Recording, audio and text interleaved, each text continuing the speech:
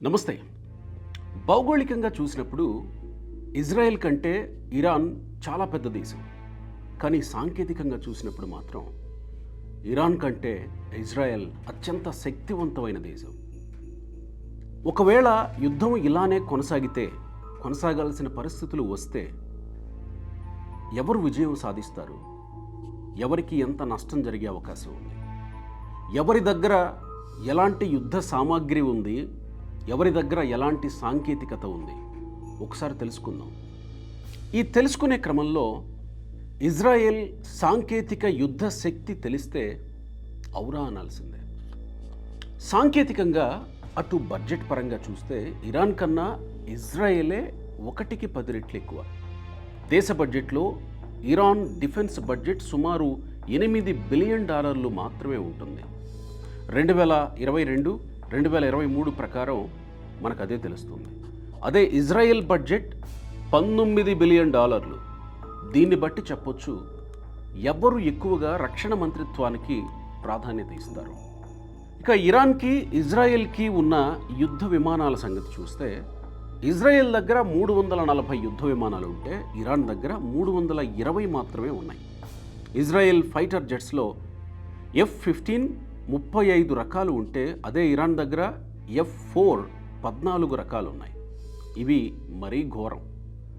1960ల కాలం నాటివి Iran దగ్గర ఉన్నవి.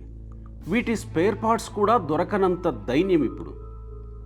ఇక ఇజ్రాయెల్ ఎంత లేటెస్ట్ అంటే ఈ దేశంలో తయారు చేసిన ఐరన్ డోమ్ టెక్నాలజీని యుఎస్ నేడు గోల్డెన్ డోమ్గా వాడుకునేంత.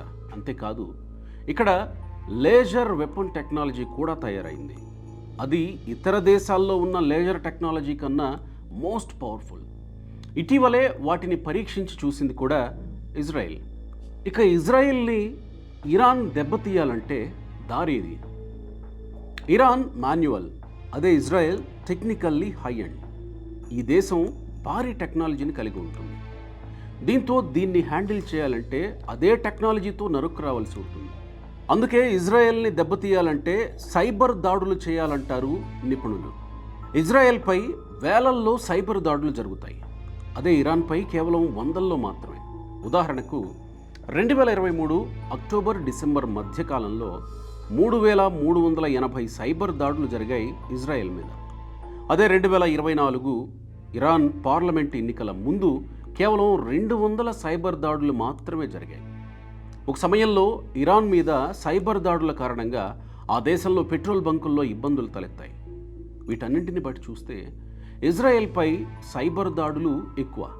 ఈ కోణంలో ఇరాన్ ఏదైనా ప్లాన్ చేస్తే ఇజ్రాయెల్ దూకుడును ఇరాన్ కాస్త ఆపొచ్చంటున్నారు ఎక్స్పర్ట్స్. అయితే ఇక్కడ మరో ముఖ్యమైన విషయం ఏంటంటే ఇజ్రాయెల్ హిబ్రూ యూనివర్సిటీ ఒక సర్వే ఇటీవల నిర్వహించింది. ఇరాన్పై దాడులు ఏమంత అవసరం లేదని 2/3 మంది చెప్పుకొచ్చారు ఆ సర్వేలో.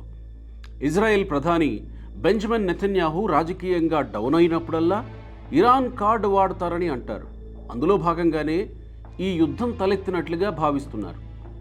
దానికి తోడు యుఎస్ ఉండనే ఉంది పక్కనే.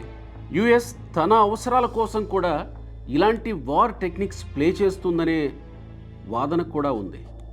అందులో భాగంగానే ఈ వార్ నడుస్తున్నట్లుగా ఒక టాక్ వరల్డ్ వైడ్గా స్ప్రెడ్ అవుతోంది. చూడాలి మరి.